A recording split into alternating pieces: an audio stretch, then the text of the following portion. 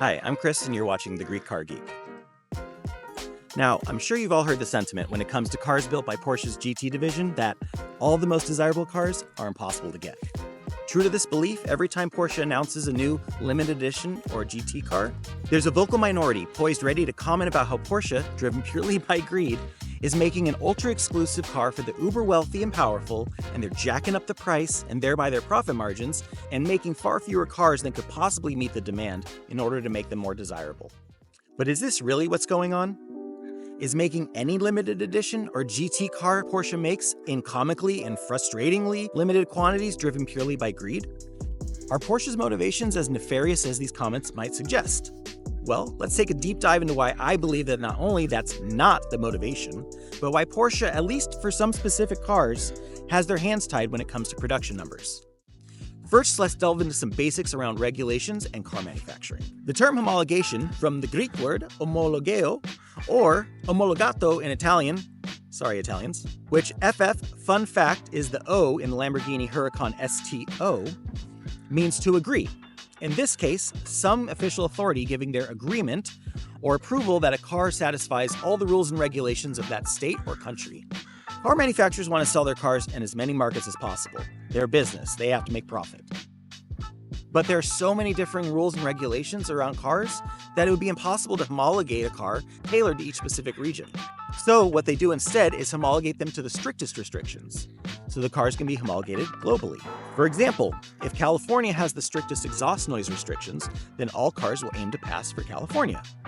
By extension, they'll pass everywhere else, versus building a car that's quiet for California and loud for the rest of the world, or more like building 10 different levels of noise, one for each different region. For the purposes of this video, the regulations we'll be focusing on are around emissions, and the most restrictive emission regulations at current are the European Union's regulations.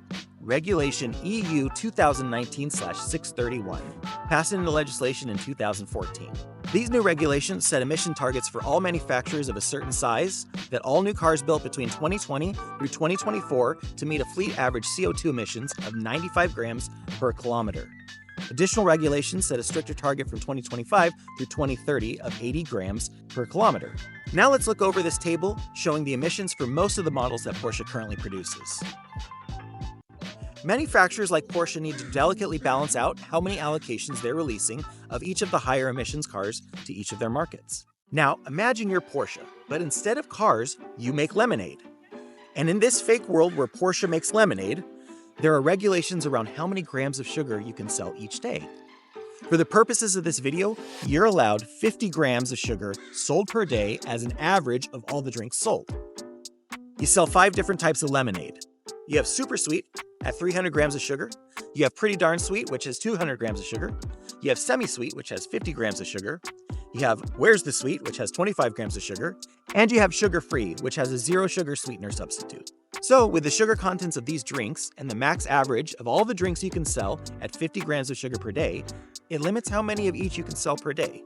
Now, if your first 3 customers come in and buy super sweet, you need to immediately pivot and start selling lower sugar drinks to start getting that sugar average down. But you don't know how many more customers will come in for the day. You risk going over your sugar limit if not enough customers come in and happen to willingly purchase lower sugar drinks to offset the high sugar content of the first 3 drinks. Now, it's obviously not ideal to 6 times your average sugar quota in the first 3 sales. So what do? Well, you could make the most sugary drinks limited, and once you sell out, you sell out. But in this case, the super sweet would be ultra limited. Only 1 customer per day can buy it. And you decide that you go to your best customer, which is defined in this case as a customer who's bought the most low sugar drinks during the week. In this scenario, you're selling a total of 6,300 grams of sugar divided by 126 total glasses, which gives us an average sugar per drink sold of 50 grams of sugar. Great, right? Problem solved. Well, not so much. Unless you know exactly how many customers are coming in per day, and you're guaranteed to sell out of each category. Like maybe the sugar-free was really popular when it first was a new option. Looking at you, EVs. But now people are finding that the zero sugar sweetener that you use isn't as healthy as they originally thought. And you can't sell out of all 50 glasses, which means that you now have to pivot again and sell less of the more sugary options in order to still meet your average sugar quota. So what do?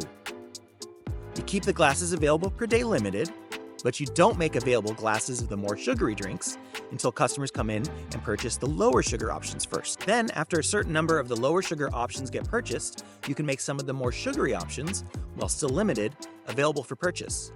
Kinda confusing and hard to manage, isn't it?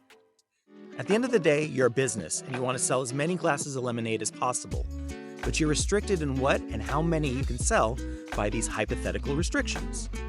Now let's get back to real life. Look back at the emissions by vehicle table from earlier. Perhaps unsurprisingly, we see that the 911 ST produces the most CO2 per kilometer of any car that Porsche currently produces. This is the super sweet glass in our lemonade analogy. More than even their 5-seater SUV with 2 more cylinders in its engine, the Cayenne S and the GTS. The Taycan line of vehicles and the EV Macan are the sugar-free lemonade from our lemonade analogy. Porsche would need to sell a few Taycans or EV Macans in order to just sell one ST and still meet their fleet average of 95 grams per kilometer. So could they produce more STs than just 1,963? Absolutely. Would they still be able to meet their fleet average emissions if they did? I'm not so sure. Going back to the cynical statement at the beginning of this video, all of the most desirable cars are impossible to get.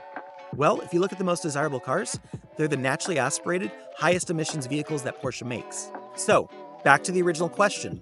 Is making these limited editions and GT cars in a limited quantity driven purely by greed? Look, I'm not here to pretend that Porsche isn't a business. And as such, they're driven first and foremost by profitability.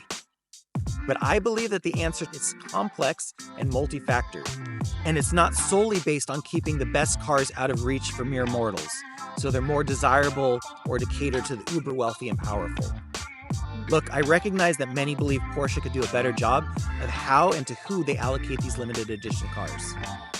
And I acknowledge that the prices have gotten crazy.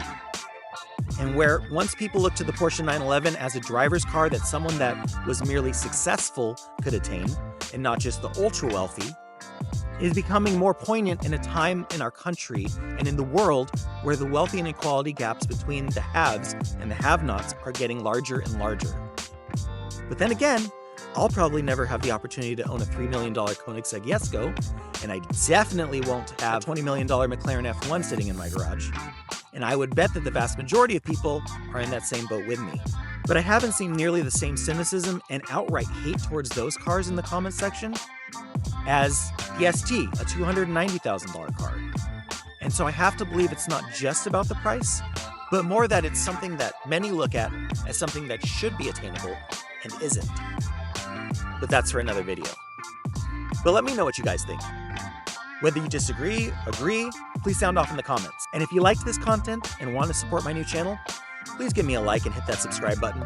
It would really mean the world to me. I love cars and Porsches. It's something I'm incredibly passionate about. So follow me for more car content, for more Porsche content, and more geeky content. See you next video.